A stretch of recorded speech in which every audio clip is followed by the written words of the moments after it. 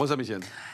Alors d'abord, je voudrais rappeler à quel point ces images sont insoutenables et elles sont tout autant en fait insoutenables pour les gens qui vivent dans les quartiers populaires. Je voudrais pas qu'on caricature un petit peu le débat et penser que ces agresseurs ont le soutien en réalité de la jeunesse des quartiers populaires. C'est faux. C'est faux et pour en avoir discuté depuis... Quoi, avec les quartiers populaires, juste pour... Non, c'est le quartier d'Avocat. Alors peut-être que vous connaissez pas très bien... Ça reste une cité et je sais pas, je pense que vous baladez suffisamment sur Twitter. Les propos que j'ai pu voir hier, justement, sur la stigmatisation de ces personnes qui sont originaires des quartiers, notamment du quartier de l'Avocat, ils étaient assez explicites, d'où le parallèle que je fais, puisque ça a été fait depuis hier à foison. Et je voudrais justement qu'on fasse attention sur ces choses-là. Donc, bien évidemment, cette agression, elle est insoutenable parce que elle est insoutenable à trois égards. Il y a des circonstances aggravantes. La première, c'est que ce vol se fait avec violence. Il est fait sur une personne vulnérable et en plus, il est filmé parce que la troisième personne s'est filmée pour peut-être a posteriori se valoriser de cet acte-là. Est-ce que les parents sont responsables ? Oui, ils le sont. Ils le sont à titre civil, mais pas pénalement. Donc on ne peut pas... un enfant délinquant n'est pas forcément derrière un parent. Il n'y a pas forcément derrière un parent. Donc on sanctionne ou pas les parents ? Quand David Lisnard parle de les expulser des HLM ou qu'il parle de leur enlever les aides sociales, vous êtes d'accord ou pas avec ça ? Moi je ferai de la nuance parce que ce n'est pas valable pour tous les cas. Parfois vous avez des familles... Là ils ont essayé de couvrir les enfants par exemple. Et c'est un scandale. Parfois vous avez...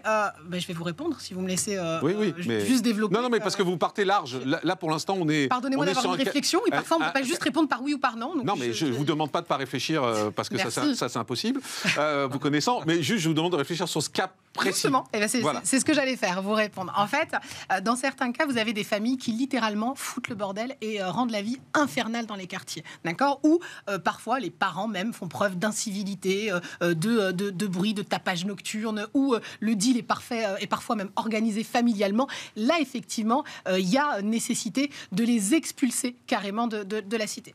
Dans d'autres cas, il y a une forme de punition pour l'ensemble de la famille. Vous savez, il y a plus de familles monoparentales dans les quartiers populaires. Il y a quasiment une famille sur 5 qui est monoparentale. Moi, j'ai rencontré des femmes qui se battent littéralement pour l'éducation de leurs enfants et parfois elles alertent la police, elles alertent les services sociaux pour qu'on leur donne de l'aide parce qu'elles ont du mal à gérer parfois un seul enfant qui est défaillant. Et là, dans ce cas-là, on mettrait en péril la totalité de la fratrie. Et donc si dans le cas présent, si on arrive au cas présent, parce qu'on est resté sur le général... Pour le cas présent, on n'a pas l'ensemble en fait, on sait qu'il y a une des familles qui a voulu couvrir son fils. Est-ce qu'on sanctionne la famille ? Là, je pense qu'on peut sanctionner la famille à partir du moment... moment... et on les exclut des HLM. Est-ce que c'est la bonne solution ? Moi, je pense que dans certains cas, ça peut l'être. Dans d'autres, non, parce qu'on punirait l'ensemble de la fratrie. Moi, je vais vous donner un exemple. Si on suivait cette logique-là, dans la famille Dati, par exemple, eh bien, on aurait brisé le destin de Rachida Dati, qui, elle, avait un frère délinquant, et cette femme-là ne serait pas devenue ministre de la... Non, mais je vois pas ce que ça veut faire au milieu. Je suis désolée, mais prenons des cas réels. Oui, mais là, le cas réel, c'est ce qui s'est passé hier. Non, il faut comprendre que dans une fratrie... Laissez parler les autres aussi. Non, mais c'est intéressant. Mais c'est intéressant de laisser parler les autres aussi. C'est intéressant d'écouter les autres. Alors, on écoute Rudolf Granier. En fait, vous révolte. Mais non, mais parce que ça, je vois pas ce que vient faire Rachida Dati. C'est une réalité. Parfois, vous pouvez avoir des belles réussites dans des familles et à côté, vous avez un frère qui est délinquant. Une partie de la classe politique, notamment de votre côté. De quel côté ? J'appartiens à quelle famille politique ? Vous n'êtes pas à droite. Vous n'êtes pas de droite. Non, mais je ne sais pas. Notamment votre famille politique. Ça dépend de quel sujet. Je ne sais pas. Apparemment, vous avez l'air renseigné. Notamment les idées de la famille politique que vous défendez, qui est plutôt à gauche selon moi. Maintenant, vous n'allez peut-être pas vous en cacher. Vous n'allez peut-être pas vous en cacher.